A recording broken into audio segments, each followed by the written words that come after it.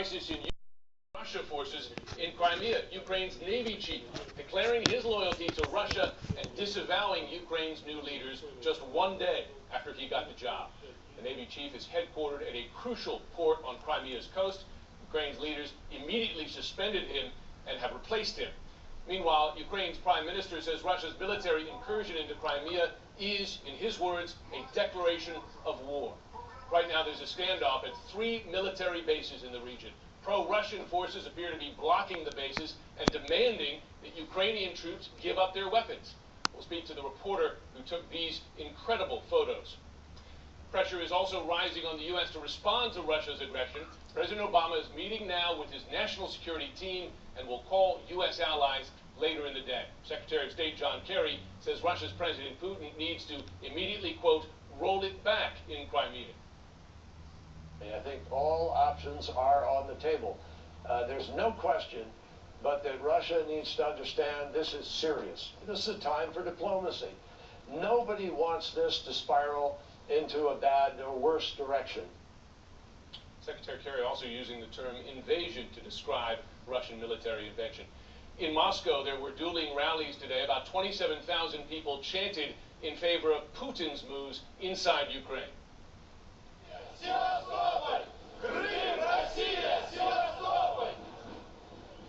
But protesters opposing Putin's military push also rallied in Moscow. Police dragged some of them away, as you're seeing there. We are covering every angle of the crisis. Senior international correspondent Ben Wiedemann is in Crimea. Correspondent Ivan Lee is in Kiev, and White House correspondent Michelle Kaczynski is tracking political developments here in the U.S. at the White House. We're going to begin with you, Ben Wiedemann, if we can, to describe to us those photos that you took earlier today of Russian soldiers on the ground in Crimea, around those bases there that are in such hot contention.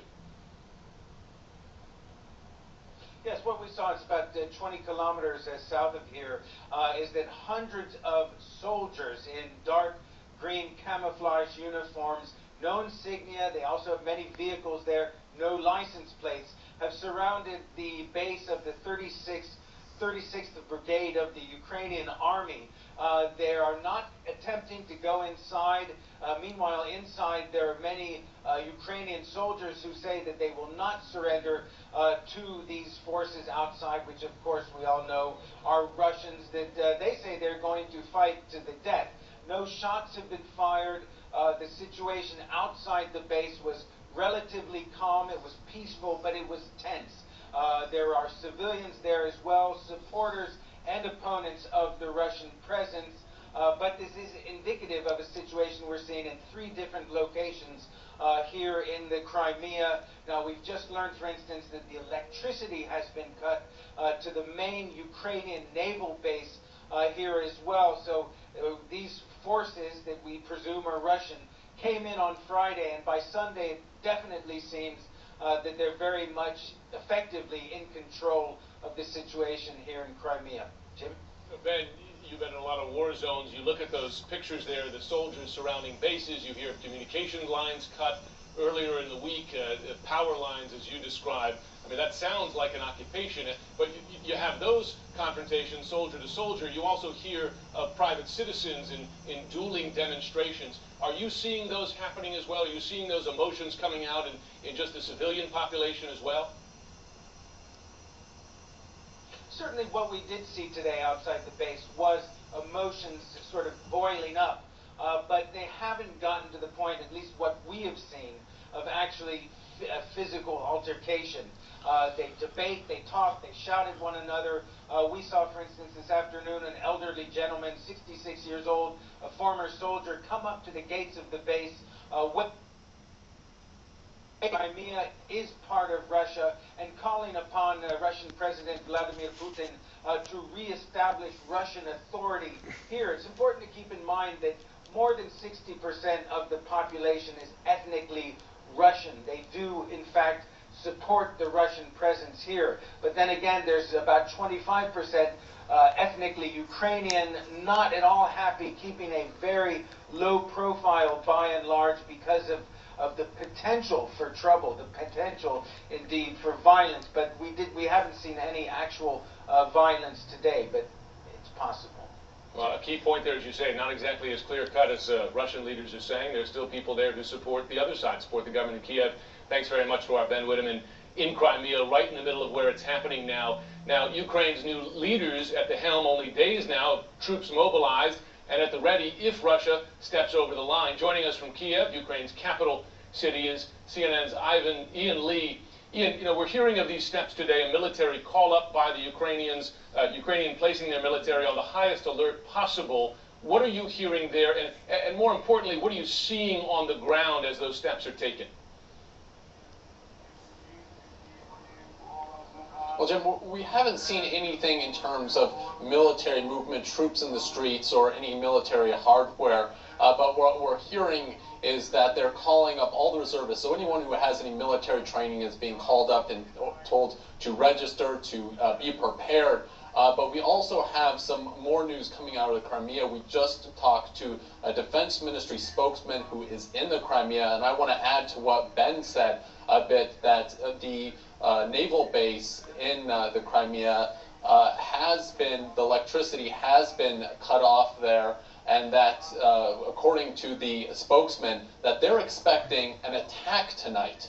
Now, that's coming from the spokesman himself. He's saying that they expect an attack at that naval headquarters in the Crimean, the Ukrainian naval headquarters in the Crimean. That definitely would be a major escalation of what we've seen so far. He also told us tonight at the naval, or in the Crimea, at that naval base, that there was the guards saw suspicious movement near a fence close to a weapons depot, and when they went to inspect that and to investigate, that they shouted verbal warnings, they shot warning shots into the air, and then a stun grenade was thrown at them. They say that it was the Russians who threw the stun grenade, 2 stun grenades, in fact, and that injured a Ukrainian officer. So this is definitely an escalation of what we've been seeing so far. We haven't seen any sorts of attacks or violence, but according to the defense ministry spokesman who is in Crimea, this is what he says is going on, and this is what they expect tonight. So these are some very strong words, Jim. Sure, Ian, and I want to follow up on that, because what you described there would indeed be quite an escalation. The power cut off to the plant. You're saying that there were warning shots fired. I think these would be the first shots fired we'd heard, at least since what we believe to be our Russian troops have arrived on the ground.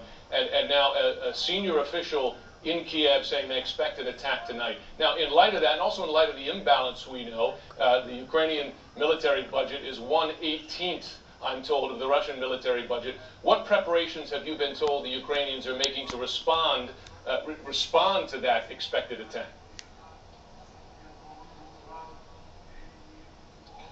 Well, the Ukrainians are saying that all available funds are going toward preparing the military. And as you know, this is a country that is deep in debt, that's hurting.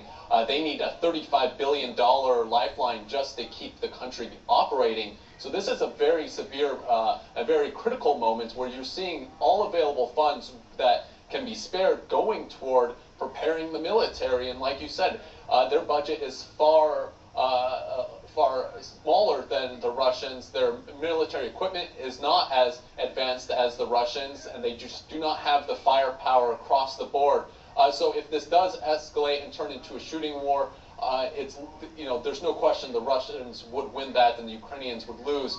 But there is some interesting things to point out, and that is in the Crimea. You do have that minority Tatar population there that is very, very much anti-Russian and very much pro the government here in Ukraine.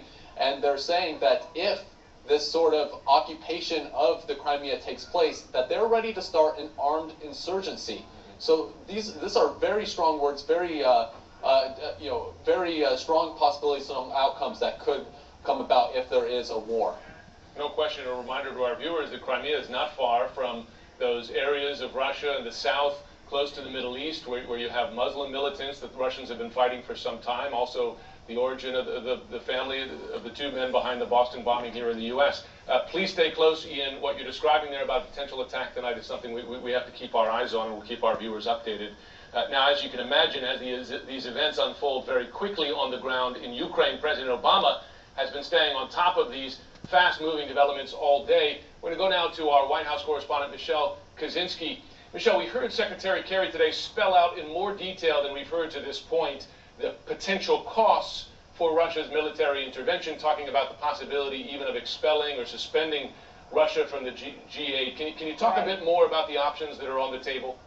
Yeah, there are a number of diplomatic options. And you're right, lawmakers have been calling on the administration to really spell some things out. Kerry did that to some extent. And we have seen the initial step of the U.S., Canada, and now the U.K. saying, okay, we're not going to participate in those preliminary meetings leading up to the G8, which will be held in Russia in June. Today, John Kerry said that Russia's actions have not been the actions of a G8 nation or what they should be. And if this persists, then other countries will pull out of the G8 altogether, pull out of the meeting. That would be an embarrassing blow to Putin and the image that he's been trying to project to the world. Kerry also spelled out that, yes, absolutely, sanctions are on the table. Things like the freezing of assets, travel bans that could be imposed on Putin, his family, or members of the administration. And going beyond that, there could also potentially be trade sanctions. Just as Russia has been trying to increase trade with the U.S. as its economy slows.